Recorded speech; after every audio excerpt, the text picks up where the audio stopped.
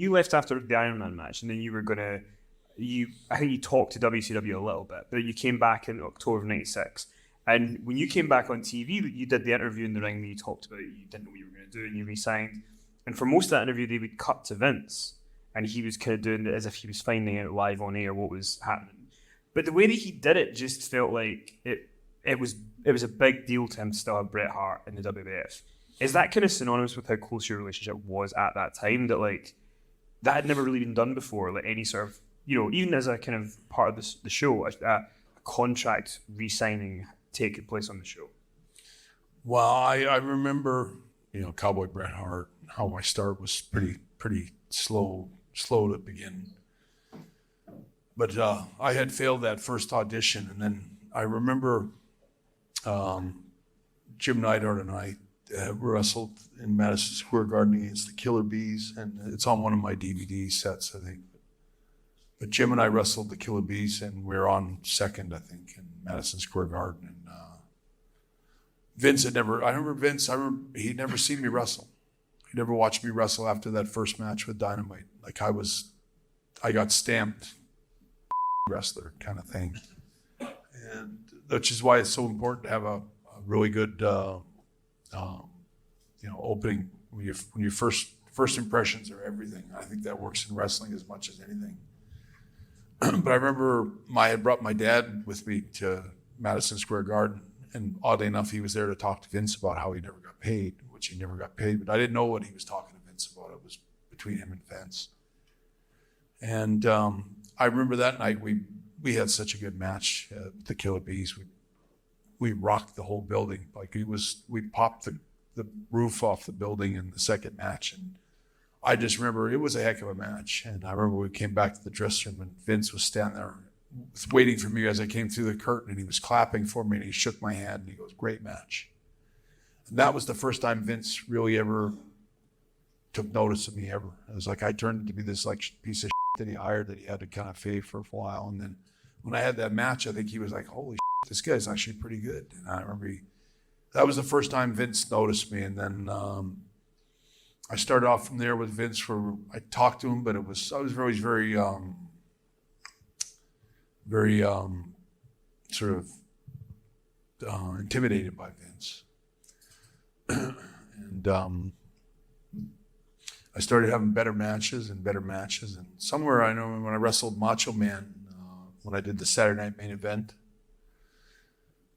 me and Macho Man, we really liked each other and we're good friends, and he loved my matches, and he loved the way I worked, and he'd always come up to me and goes, "I want to wrestle you. That's the kind of style I want to work. I want to work with you and the Bulldogs. I want to have some great matches." And he was like a big fan of my work, and Randy was a big star, so I was eager to work with him if I ever got a chance to work with him. And so we had that Saturday Night Main Event. Me and Randy spent about 10 days or 2 weeks as we got closer to the Saturday Night Main Event match. We kept piecing together a really good match where we had a bunch of ideas. We wanted to go out there and have the best match ever. And so we had it all planned out and put together. We had to put together, like I would say, a 5-star match with all kinds of intrigue and good spots and fresh stuff. Vince sits us down and he lays out this whole different match. He goes, you got to do something where you have to injure Randy's leg or his knee or his foot or his ankle or something, where he's going to be limping all the way through the match. And he paints out this whole different story. And I remember I said, because Randy was a really good mover. Like him and I were movers, like fast and did a lot of running, and, a lot of action kind of thing. I said, as soon as I told Vince, I said, as soon as we work the leg, it's such a boring, like working somebody's leg is which slows down the whole pace of the match. And Randy can't run now. He's got to have an injured leg. So we can have a way better match with running and movement and stuff. So let's not do that. But I suggested that me and Randy had a really good match worked out, and we're better off the way it is. And I remember Vince kind of snapped at me, and he said something about, "You have to work the leg the way I've told you." And he goes, "You're supposed to be the great wrestler. Figure it out." And I remember it was in front of everyone in the meeting, kind of like, You're the great wrestlers, supposed to be such a big, genius wrestler. You figure it out. And I remember it was like kind of stunned me a little bit for him to say that to me. And it was kind of like I got reprimanded but complimented in the same moment. And that's where I think it was like I started to stick out in Vince's mind. And we did work Randy's leg, and it was a decent match, but the match we could have had or would have been better. But I slowly sort of started to impress Vince with my wrestling style and what I was all about. And what was your question? It was about when you came, not about Montreal '97, but about '96 when you came back on that Raw before you were going to work with Steve Austin, and they did this weird thing where they had Vince on camera, like acting as if he was finding out on air that you were re-signing with the company. The truth is, I had just signed my contract maybe a half hour before in his office, in the dressing room or in the back area, and no one knew whether I was going to sign until then. I had my lawyers and everybody involved. It was quite a technical sort of moment. But I think he was just trying to play it like that. In those days, Vince he didn't really even play up that he was the owner of the promotion. He was more so the announcer on the show. A lot of people didn't know Vince was the genius behind the whole thing. But I think with Vince, it was a big moment. I mean, I would have thought, or hoped anyway, the whole thing happened with my dealings with WCW was that I never wanted to go to WCW. I never had much faith in them as a wrestling company. I didn't know that I had never worked for them. But Owen came back and told me it was a nightmare. Steve Austin told me it was the most disorganized bunch of clueless idiots that everyone that left there was like, oh, don't ever go there. They're dumb as and so when I worked with Sean at the Iron Man match and dropped the title to him, they forgot all about me. Like, they didn't care about me. Like, it was the Shawn Michaels show now. No, they moved me out of position. And I went home, and my contract rolled over. Like, according to my contract, anytime I didn't work for 4 weeks, I was free and clear to negotiate whatever I was. And so the way it was worded in my contract, I was free. I remember kind of waiting. I went home. Vince and Sean and the whole company just kind of moved on without me, and they didn't really worry about me. They had their new star, and my contract expired, and I knew I was free. And Owen had called me the day after WrestleMania when I lost the belt, and told me that they'd come in with these new contracts where everyone had to re-sign new contracts, but it gave Vince even more control.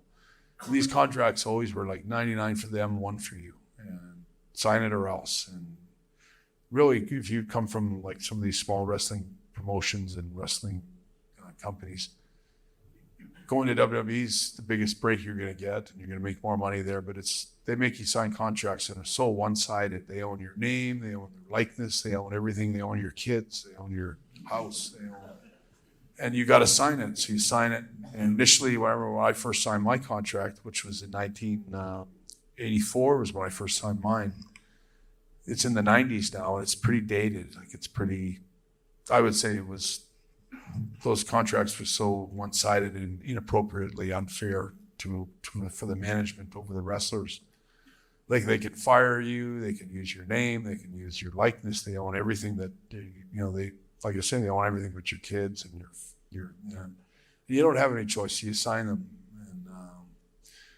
And in my case, when my contract rolled over and I was free, I just remember sort of sitting back and waiting. Like, now I'm free I can negotiate if I want to. I wasn't planning on going to WCW, but I remember thinking I have leverage right now. For the first time in my whole life, I can actually go, well, maybe I'll go to the other guys. I remember going, I'll never go. I never worked for those guys. I don't want to work for them. But the leverage was everything. And I was in a good spot for leverage, especially when the ratings took a big hit. In fact, as soon as I dropped the belt to Sean, the ratings went down, down, down, down till WCW started beating them in the ratings. And then they were like, oh, wait a minute, Bret Hart's contract's run out and he's free. Like, we got to, and they called me up to kind of, it was almost kind of funny how they thought it was just that maybe I didn't know, you know, like, I want you to come down and we're going to work out a new contract for you and all this stuff. And I remember going, I don't want a new contract. I'm not going to sign anything. I remember telling him, I said, I'm just going to do movies. I'm going to try my luck at Hollywood and all that stuff. And so I'm taking at least 6 months off, and I don't care what, I'm not signing anything kind of thing. But they were desperate, and they were so afraid that I was going to go WCW. And then the guy that was my agent for acting gigs, movies and stuff like that, was a guy named Barry Bloom. And I remember when I hired Barry, I said, I do my own wrestling. I don't need anyone to tell me how to, what I need to do in wrestling. I'm wrestling. That's my baby. I'm in charge of me and my wrestling career, not you.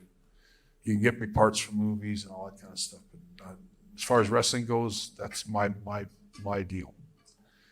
But he called me up and he goes, I got Eric Bischoff.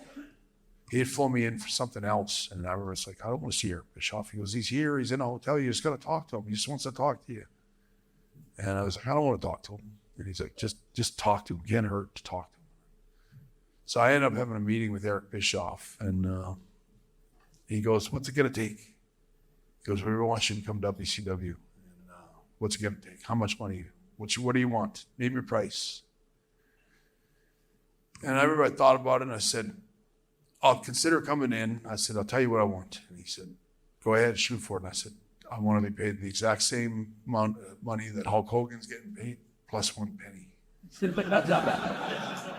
And he almost fell off his chair.